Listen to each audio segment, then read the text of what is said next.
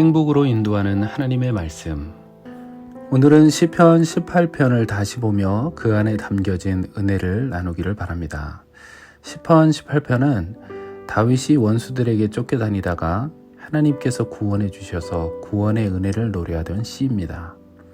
이 시는 처음에는 자신의 신앙을 고백하는 노래였지만 이후에는 고난과 역경에서 구원해 주시는 하나님의 은혜를 노래하는 시로 그 뜻이 넓어졌습니다. 다윗은 하나님께서 베풀어 주신 은혜를 기억하며 감사하고 찬양합니다. 1절에 하나님을 나의 힘이신 여호와라고 고백을 합니다. 자신의 힘으로 어찌할 수 없는 고난을 이겨낼 수 있도록 도와주신 분이 하나님이라는 것입니다. 나의 삶 속에 함께 하셔서 역사하시고 능력으로 이끄시는 분이라고 고백을 합니다. 다윗은 생사를 넘나드는 수많은 전쟁 속에서 자신의 목숨을 지켜준 것은 자신의 실력이나 부하들의 능력이 아니라 하나님의 보호하심이라고 고백하는 것입니다. 우리의 삶에도 이런 하나님의 은혜가 있기를 간절히 축원합니다. 다윗의 삶 속에 역사하셨던 하나님의 은혜를 구체적으로 표현한 내용이 29절부터 40절에 나옵니다.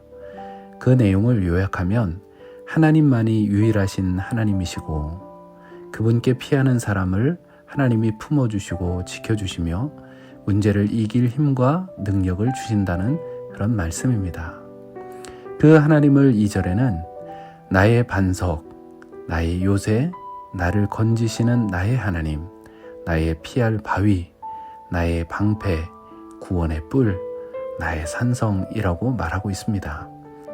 원수가 침범하지 못하도록 지켜주시고 보호해주시는 하나님의 완벽하신 보호, 그것을 노래하고 있습니다.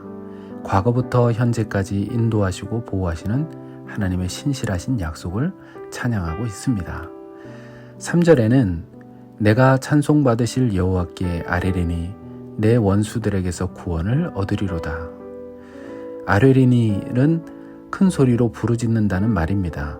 우리말로 하면 통성기도입니다. 우리가 다급한 마음에 하나님께 부르짖을 때 하나님께서 그 기도를 들으신다는 말씀입니다. 다윗을 억압하는 상황이 좋지 않았습니다. 사망의 줄이 나를 얽고 불의의 창수가 나를 두렵게 하였으며 수월의 줄이 나를 두르고 사망의 올무가 내게 이르렀도다 라고 4절과 5절에 그렇게 이야기를 합니다. 사망의 줄, 불의의 창수, 수월의 줄, 사망의 올무, 이 모든 말은 모두 절망스러운 상황을 뜻하는 것입니다. 이 말씀을 종합해보면 이런 말이지요. 대적들이 커다랗게 불어난 강물처럼 죽음과 파멸의 단단한 올무를 은밀히 준비하여 나를 파괴하려고 합니다. 고난과 어려움이 한꺼번에 닥쳐 삶의 모든 것을 쓸어버릴 것 같은 그런 상황입니다. 이런 상황에서 다윗은 하나님 앞에 부르짖으며 기도하는 것입니다. 내 힘으로 할 수 없는 그런 순간에 기도로 하나님께 나아가는 겁니다. 이런 상황, 이런 어려움 가운데 우리는 하나님께 기도해야 하는 것입니다. 성경은 이런 기도를 드릴 때 나의 부르짖음이 그의 귀에 들렸도다 라고 말씀하십니다. 아무것도 할 수 없는 상황에서 다윗은 하나님께 기도하고 있습니다. 왜 이렇게 기도할까요? 다윗은 1절에 나의 힘이신 여호와를 믿었기 때문입니다. 코로나로 어려워진 시기에 현장 예배를 드리지 못하고 영상 예배로 드릴 수밖에 없는 이런 상황, 이런 어려운 시기를 잘 이겨내기 위해 주님의 은혜와 돌보심이 필요합니다. 이런 은혜가 오늘을 살아가는 우리들 위해 함께 하시기를 예수 그리스도의 이름으로 간절히 기도합니다.